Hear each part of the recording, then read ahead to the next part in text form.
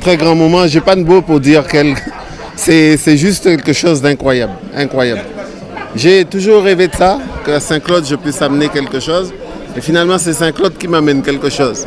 Parce que monsieur le maire a eu la gentillesse, avec ses administrés bien entendu, de donner mon nom à ce magnifique complexe.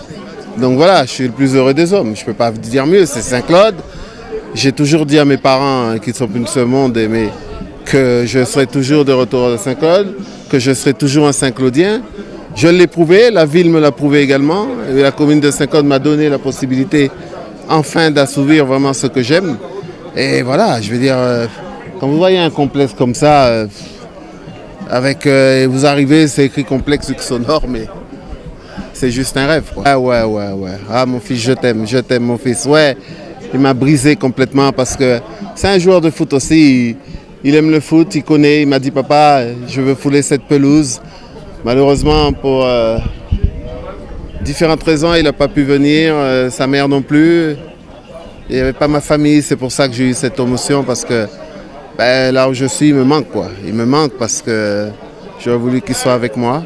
Mais bon, ils m'ont dit qu'ils étaient avec moi et ce témoignage-là, c'est plus que leur présence. Finalement, c'est Luc Sonor qui est honoré, mais c'est vrai que c'est moi qui ai joué ici. Mais il y en a d'autres qui ont joué, il y a d'autres frères qui ont joué ici. Et ce que je trouve génial, c'est qu'on me donne la possibilité d'avoir un terrain comme ça de mon vivant. Parce qu'en général, c'est quand les gens partent qu'on se rappelle d'eux.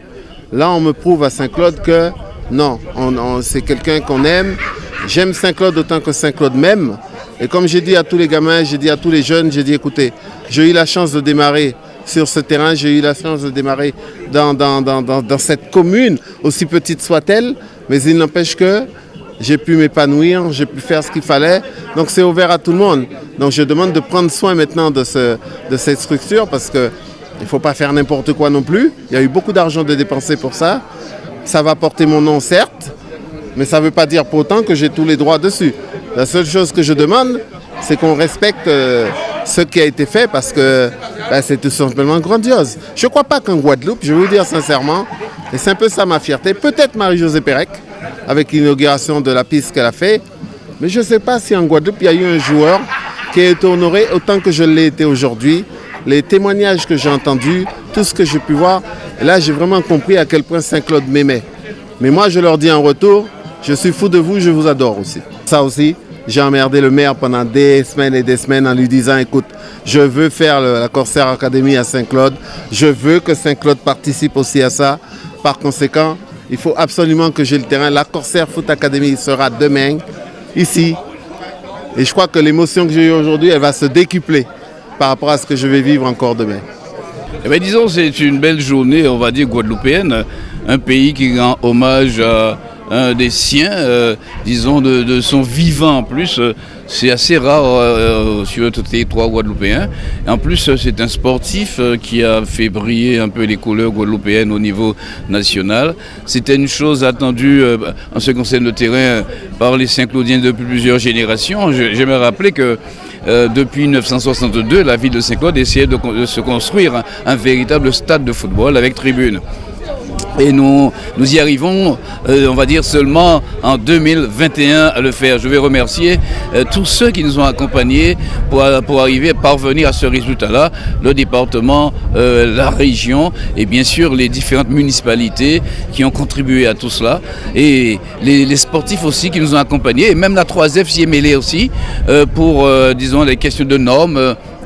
On a eu des représentants de la 3F ici pour calculer les dimensions de la tribune pour qu'elle soit homologable, homologuée. Donc c'est un beau résultat après, disons, des années d'efforts.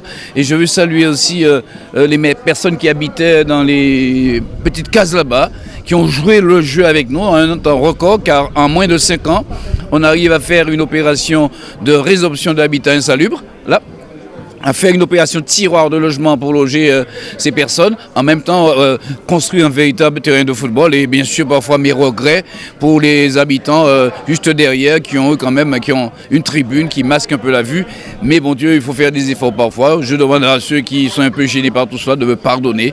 La ville a fait des efforts pour sa jeunesse et là maintenant la jeunesse a un équipement pour son épanouissement sportif. C'est ce qu'on voulait faire. Il faut le dire, c'est un financement essentiellement départemental. La pelouse elle-même coûte 650 000 euros. C'est le département qui a financé. Et initialement, c'était une pelouse synthétique. Sonor plus quelques autres footballeurs nous ont déconseillé fortement de faire une pelouse synthétique. Alors, avec la présidente du département, Mme Borel-Incertain, on a revu tout cela. Et d'après ce que nous dit, que nous disent ceux de la Ligue, ce serait, disons, une des meilleures pelouses de la Guadeloupe. On verra ce que ça donnera. Mais on a voulu avoir un résultat de qualité. Je pense que nous y sommes parvenus.